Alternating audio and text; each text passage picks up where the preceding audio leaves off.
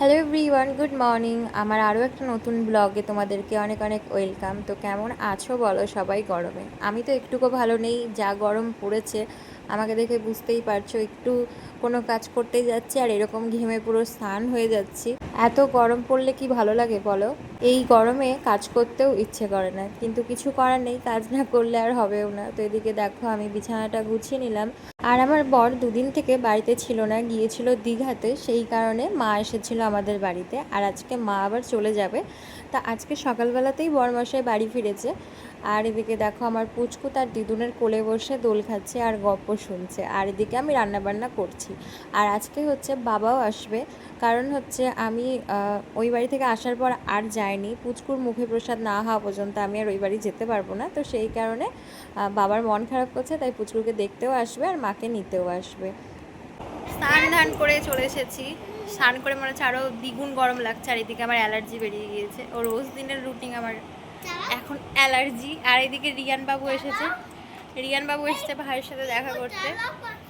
আর এই যে আমার পুচকু পুচকু।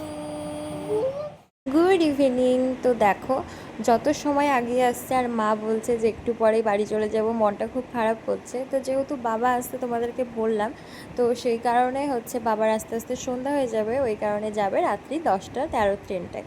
তো ওই জন্য মা বলছে যাক, আর একটু সময় পেলাম পুচকুকে কাছে পাওয়ার। আর দিকে দেখো আমার বাবা কিন্তু চলে এসেছে। এরপরে আমি আর কোনো ব্লগ করতে পারিনি, এর মাঝে হাসি ঠাট্টা খাওয়া দাওয়া সব হয়েছে।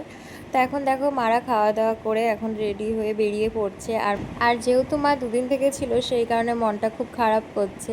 মা বাবা কাছে থাকলে বেশ ভালোই লাগে, তাই না বলো? তো মা বাবা তো চলে গেল। তো এখন তোমাদের সাথে আমার বর দীঘা থেকে আমাদের দুজনের জন্য কী নিয়ে এসছে সেগুলোই তোমাদের সাথে শেয়ার করব। আর আমার বর তো দুদিন আগে দীঘা গিয়েছিল, তো সেই কারণেই হচ্ছে মা এসেছিল। আর হলো বাবা সেই বাড়ি থেকে ওই বাড়ি থেকে এসেছি, তারপরে পুচকুকে আর দেখেনি, তো খুব মন খারাপ করছিল।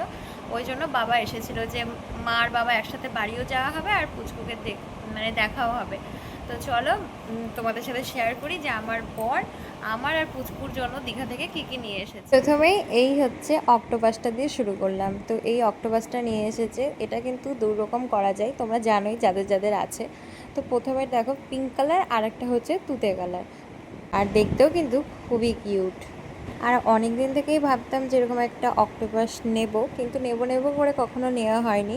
যেহেতু পুতুল টেডি এগুলো বেশি ভালোবাসি, তো ওগুলোই সবসময় নেওয়া হয়, তো এগুলো নেওয়া হয়নি। তো ছেলের জন্য নিয়ে এসছে, তো ভালোই হয়েছে, ছেলে খেললে খেলবে, না হলে আমি সাজিয়ে রাখবো।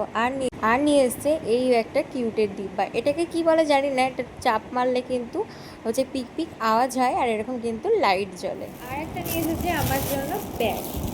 যেহেতু বলেছিলাম যে আমাদেরকে রেখে যাচ্ছ দীঘা বেড়াতে, তো আমাদের দুজনের জন্য কিন্তু কিছু নিয়ে আসতে হবে। তো ছেলের জন্য তো নিয়ে আসতো কি, এটা তো কি বলবো, না বললেও নিয়ে আসতো, না বললেও নিয়ে আসতো। তো আমার জন্যও নিয়ে আসতো কি জানি না, তো আমি নিজে থেকেই বলেছি আমার জন্য কিছু একটা নিয়ে আসবে পছন্দ করে। এই যে দেখো আমার জন্য একটা এরকম ব্যাগ এনে দিয়েছে। আর এখানে কিন্তু একটা মুক্ত বসানো আছে, মুক্ত ভীষণ সুন্দর লাগছে। আর এটা হচ্ছে বেবি পিঙ্ক কালার। তো এই যে দেখো ব্যাগটা, তো কেমন লাগলো আমার এই ব্যাগটা তোমরা অবশ্যই কমেন্ট করে জানাবে। হচ্ছে রিয়ানের জন্য একটা জিসিপি গাড়ি নিয়ে এসেছে, যেটা তোমাদেরকে আমি দেখিয়ে দিচ্ছি। এখানে নেই, ওটা যখন রিয়ানকে দিই তখন আমি ভিডিও করে রেখেছিলাম। তো চলো ওটা একবার দেখে নাও। রিয়ান গাড়ি খুব ভালোবাসে, বিশেষ করে জিসিপি গাড়ি, তো সেই কারণে ওর কাকা এই জিসিপি গাড়িটা নিয়ে এসেছে। তো সব কটা খেলনা কেমন হয়েছে তোমরা কমেন্ট করে জানিও। তো চলো আজকের মতো ভিডিওটা আমি এখানেই শেষ করলাম। কেমন লাগলো আজকের এই ব্লগটা অবশ্যই কমেন্ট করে জানিও। তো যারা যারা এখনও আমার চ্যানেলটা সাবস্ক্রাইব করোনি, ঝটপট চ্যানেলটা সাবস্ক্রাইব করো। তো সবাই ভালো থেকো, সবাইকে টাটা, গুড নাইট, বাই।